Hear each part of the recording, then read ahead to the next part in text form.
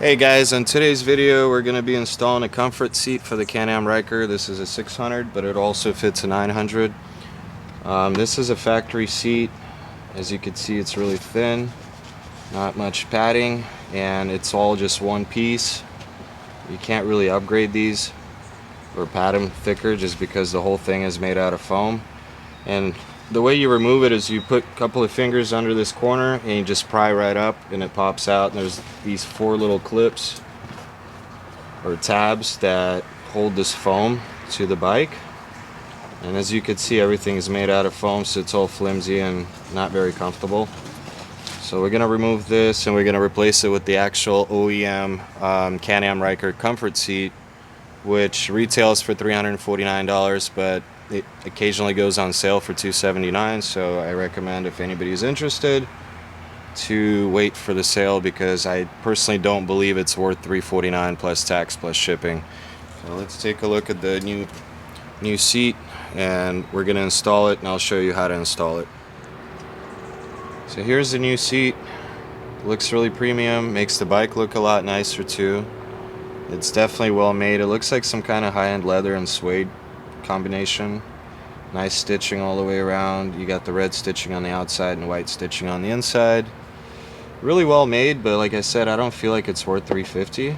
I ended up getting it for $279, and they screwed up on shipping, so they gave me another $40 off, which made it $239. I believe at that price it's kind of worth it.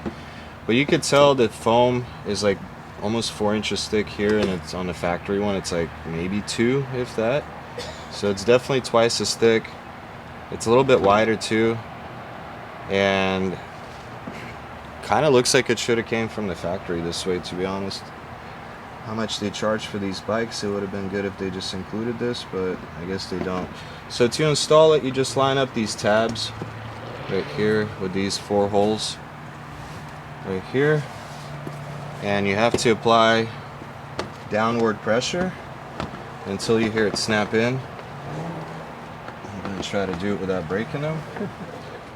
Alright, so I guess you just kind of have to line it up and just smack it down, and it locks in. As you can see, it's locked in. Smack the back. Don't worry, you're not going to break anything. You just, like you just saw me do it right now, you just kind of line it up and just hit it hard. There you go. It's done. Fits nice. It looks nice. Definitely looks a lot better than the factory seat. And that's it's a final product right there. Looks great.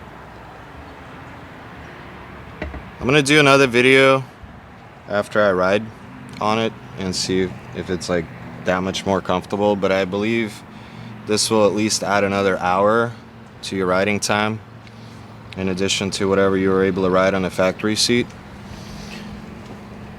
And I also run an AirHawk air cushion on top of this, so to add even more comfort. But of course that's optional, but I do recommend it for extended rides. If you want to go on a freeway for like a few hours, then I definitely recommend getting either the gel cushion or the AirHawk air cushion. Alright guys, well that's it for this video. We'll catch you on the next one. Hit that like and that sub button for me if you don't mind.